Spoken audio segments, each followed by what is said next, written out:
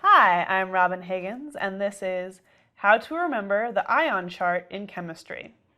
Okay, so a lot of chemistry teachers or professors will ask their students to memorize some common ions.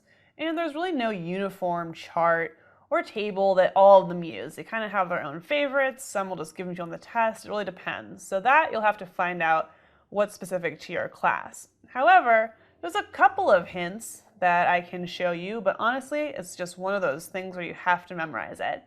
So first, if you're just dealing with an atom that's an ion, you can use a periodic table to tell what charge it's going to be.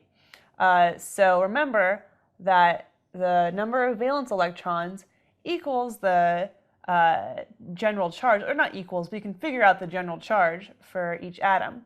So for instance, if we go to sodium, which is in this first row, we know it's going to have one valence electron. And because it wants to have a complete octet, it's going to go ahead and usually lose that one electron. So sodium's charge, or anything else in this first row, will be positive 1. Same thing goes for the second row, second column. So for instance, magnesium will always be 2+. And on the other side, where it's more electronegative, everything over here in that 7th column is going to have a charge of -1, so all the halogens. And on. Things in the middle, like carbon, or kind of go either way. It depends on what molecule it's in. So now for the polyatomic common ions, it really just is memorization. That's all. Get your flashcards out, however you memorize things.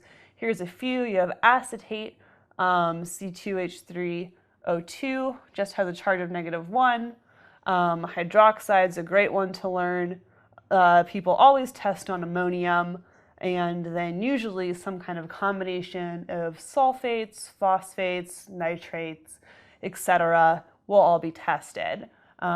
So yeah, a career in chemistry is a career in learning how to professionally memorize things, unfortunately. I'm Robin Higgins, and this is How to Remember the Ion Chart in Chemistry.